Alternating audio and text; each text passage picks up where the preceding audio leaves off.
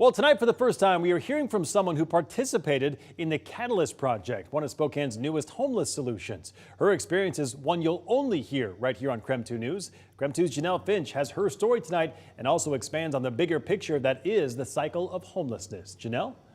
Joelle Fitzpatrick has been homeless since last summer. She stayed at the homeless encampment off I-90 in Freya, then eventually transitioned to the Catalyst Project and is now back living it out of her RV. Her journey of homelessness puts her right back where she started. This cycle is something service providers say many people go through before finding a stable and permanent solution. The way a person becomes homeless is unique. Catholic Charities Chief Stabilization Officer Dawn Kinder says everyone has a story. You have to really get to know an individual to understand why they got to where they are. What isn't unique is the struggle of getting out of homelessness. Kelly Keenan knows this requires a support system that can adapt. We know that our community needs a variety of different pathways for folks out of those challenging situations.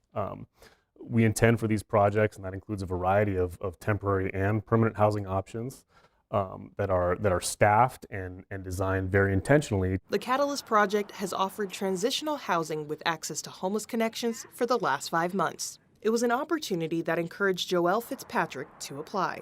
It seemed like a way out of Camp Hope. Fitzpatrick says her and her boyfriend appreciated what Catalyst provided. They had 3 meals a day. They were pretty good. There's care providers per each floor, and bus passes. It's whatever we asked for, they tried to help with. After about a month in, Fitzpatrick says things didn't work out. The security bullying the homeless people like they're lesser than. People kept threatening full body searches and stuff, and made us feel like we were in jail. And that's not what you signed up for? No. We signed up for help. Catholic Charities declined to talk about the specifics of Fitzpatrick's exit, but did say 17 people have been asked to leave the program. Sometimes it does mean that we have to part ways with a participant and say, hey, you're not making the right choices right now for this environment, and when you're ready to try again, please let us know. So the cycle of homelessness begins again for Fitzpatrick and her boyfriend. Spokane service providers say this is what makes the crisis so complex. There is no one-size-fits-all solution.